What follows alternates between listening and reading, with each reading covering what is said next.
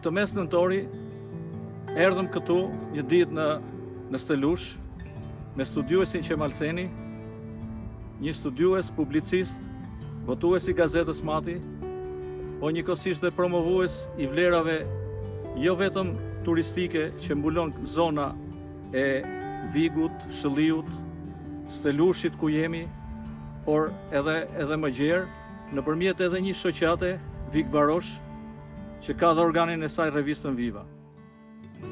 Ne do t'i ngjitemi këtij kepi përpjet, sepse atje ndodhen rënojat e fortifikimit, pra njihet edhe si kepi i Skënderbeut, po edhe si kështjella, si pjesa e fortifikuar.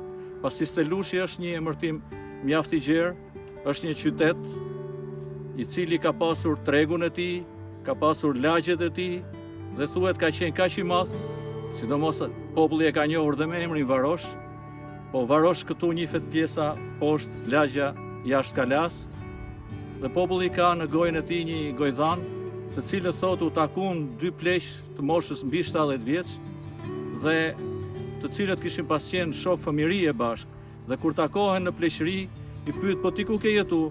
Ai thotë un kam jetu në Kre Varosh, po ti në Varosh të poshtëm. Do të thotë kaq i madh ishte ky qytet, i cili u njoh pastaj nga Skënderja Namali pas identifikimit nga Dilaver Kurti, u njoh si Stelushi i kërkuar, pra Stelushi mesjetar, nga ku filluan të hedhin rrënj familja e Kastriotëve.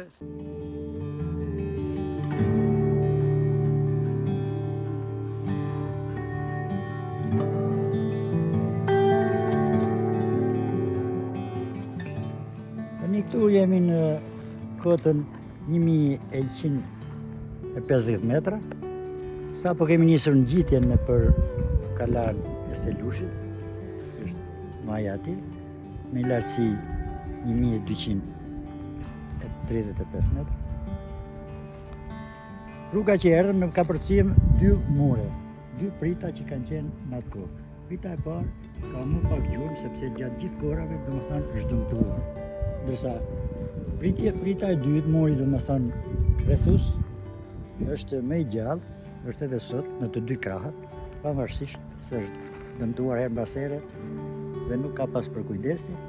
Tu tani jemi pikërisht në qafë që do të ngjitemi për në kalat, dhe tu kemi dy pamje. Pamja e parë është hyrja nga erdhëm ne, ku kaluam dy pritat, dy more që thamë ne, sot jo shumë të mbajtur.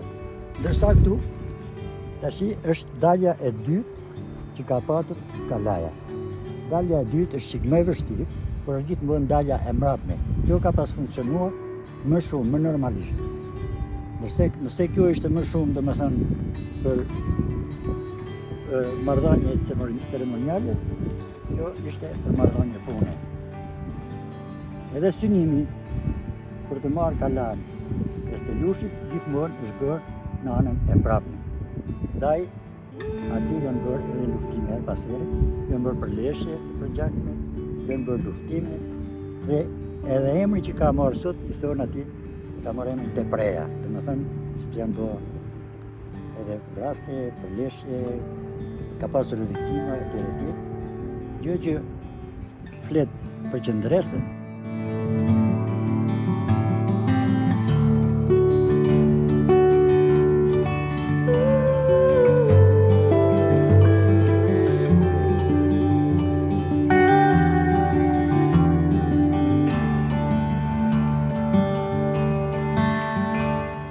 Këtu jemi në majën e kalasës të Stelushit. Është në lartësinë 1225 metra, si që thamë. Kuptohet që ka qenë seli e familjes edhe administratorëve të kohës. Kuptohet që të parët e këtij vendi kanë qenë gjonemët. Dhe mbi këtej bazë janë ngritur dhe kanë dalë kastriotët e ri, të cilët e shtrinë veprimtarinë e tyre, edhe në zonat të tjera të Shqipërisë, por kryesisht qendra e tyre ka qenë kjo kala, pra kalaja Stelushit. I Stelushit që është njohur në historinë osmane, edhe siç thuhet më pastaj, nga zbulimet që janë bërë me arkeologun e shquar Skënderja Namal, me studime të mëdhenshme e gjithë historianët që kanë shkruar. Ndër evidentosit më të parë, domethënë, të kësaj kalaje në kohën e sotme, ka qenë historiani dhe studiusi Dila Verkurti dhe më pastaj të gjithë me radhë. Ashtu si edhe shumë objekteve e qendrave të hershme, Iliro, Arbrori dhe të Kastriotëve. Kjo kala nga bazamenti i poshtë, pothuajse është rreth 120 metra, 125 metra e lartë. Natyrisht është natyrore, por ka qenë e fortifikuar, ka qenë me mure mbrojtëse. Lidhjet e saj këtu janë të dukshme. Në linjë ajrore këtu kemi shumë afër Kalan e Qindës, që njihet si pjesë e kësaj kalaje, Kalan e Petralbës, që është këtë njëjtën linjë, dhe me radhë pastaj pikat e vrojtimit. Për shembull, është kepi i Kuq që kemi këtu përballë, kemi kepin e Rojse, që edhe nga emri që ka, domethënë aty ka qenë e vendosur ajo pika e vrojtimit për të vëzhguar se nga mund të lëviznin ushtrit pushtuese e tjerë. Është për të theksuar fakti se në vitet 70, mbas punimeve që kreu ekspedita arkeologjike në këte mjediset e kësaj qytete, edhe Kalas, qeveria e kohës e vlerësoi këtë objekt si monument kulture, duke shpallur monument kulture me vendim të posaçëm. Mirë, po në vitet e më pastaj, kjo gjë u lan harres. E kemi kërkuar këtë gjë që të rikthehet edhe në vitet më pashme, para 6-7 vitesh, kemi bërë edhe dokumentat përkatëse. Mirë, po gjithsesi, shkresat tona që kërkuan në Ministrinë e Kulturës, nuk di se ku përfunduan dhe nuk erë asnjë përgjigje pozitive, sepse e gjithë qyteza bashkë me Kalan është e mirë studiuar nga ana jonë dhe përfshin një sipërfaqe për 35 hektarë. Historia e mëvojshme e Kastriotët me rolin e tyre në Skënderbeun krye është e njohur, është e studiuar, akoma më shumë duhet studiuar, por natyrisht duke i ulur pak gjakra, duke i shmangur ato interesat vetjak, sepse nuk ka përfitime jashtë realitetit. Kastriotët dhe flamuri i tyre është sot i gjithë shqiptarëve dhe natyrisht që duhet të mbetet i njohur, por pa njohur rënjën e tyre, vendin që është pikërisht kjo kala ku ato rrezatuan së pari, nuk mund të dalë e vërteta mbi Kastriotët dhe mbi historinë e tyre. Le të shkruajmë sa të dush, le të mbajmë për vete sa të dush gjëra nga veprimtaria e tyre dhe shkëlqesa e fisit Kastriotëve, por ajo që i duhet vendit e kombit është realiteti. Realiteti është objekti i gjallë që mbetet sot e të ardhmen, kjo kështjellë, kalaja e Stelushit, e rrethuar nga malet për rreth, nga male e Gurit të Vashës, siç njihet edhe në histori, nga maja e Shalcës, nga Kurata, që është edhe deja e vogël njihet në historinë e hershme, e me radhë.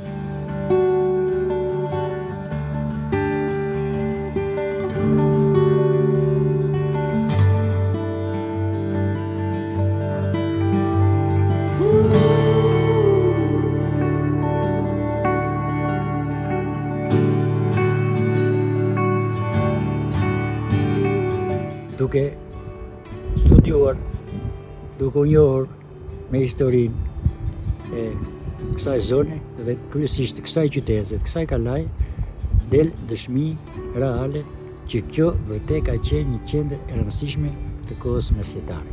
Një nga qendrat më të rëndësishme të kohës së Arbërit. Fakti që edhe në dokumenta të ndryshme shumë studius, ndoshta edhe të huaj, e thonë që Stelushi është një nga qytetet e para të matit.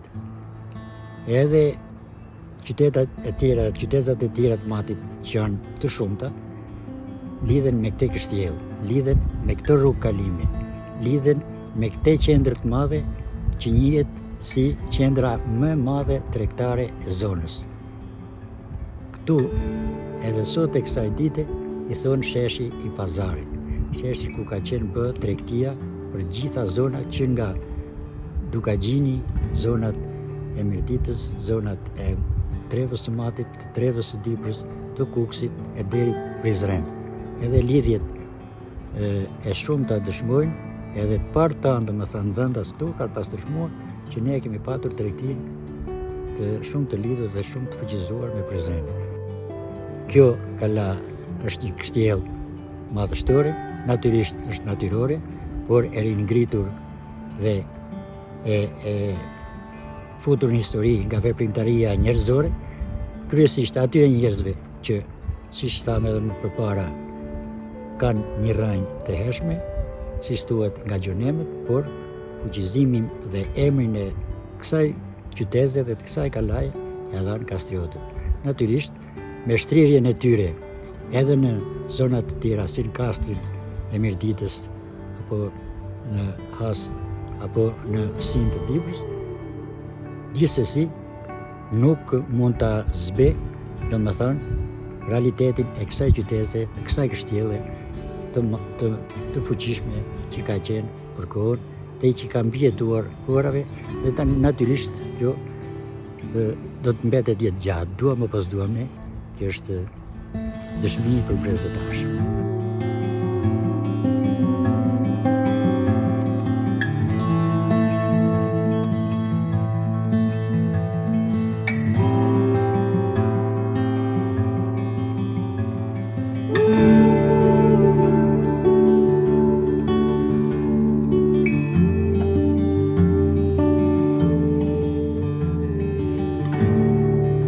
Sa po erdhëm në fund të udhëtimit tonë, në formën e një ekskursioni në Stelush, në fortesën e Kastriotëve, bashkë me studiusin Qemalseni, botues i gazetës Mati, ku pam disa probleme që vazhdimisht dalin qoftë nga erozionet dhe nga problemet që sjell natyra, por edhe mos kujdesi i dorës njerëzore, pasi dhe rruga këtu nuk është shumë e favorshme për të ardhur dhe vetëm mund vjedh me makina të larta. Tashi në përfundim, këtu përpara kësaj pllake, kur është dhe kontributi juaj si një pllakë për identifikuese e këtij vendi, se kush është ky vend dhe me çfarë lidhet. Kush janë dy fjalë që t'i themi si përmbyllje në këtë reportazh të shkurtër? Ato më thash edhe gjatë bisedës më përpashme. Unë që fëmijë me moshatarët kam mbredhur këtyre lëndinave dhe teritorin e kësaj kalaje, të kësaj qyteze, pa ditur se do vi një ditë, do më thënë që unë do t'jem koshient për të kërkuar diçka më shumë nga ajo pasuri që kam dëgjuar prej prindëve tanë, prej njerëzve tanë, prej banorëve të vjetër këtu, do më thënë, mbi rolin e kësaj kalaje, kësaj qyteze, aftësinë e njerëzve dhe kryesisht për kohën e Skënderbeut. Përfundimisht dua të them që kjo është një kala reale, është një objekt real, është një qytet real. Ajo që duhet të theksojmë është sepse edhe pse, domethënë, historinë tonë e kanë vënë duke, e kanë nxjerrë pa më shumë studius të huaj, institucionet tona përkatëse kanë bërë pak në këtë gjë. Aq më tepër edhe institucionet e pushtetit, qoftë aty pushtetit vendor, qoftë pushtetit qendror.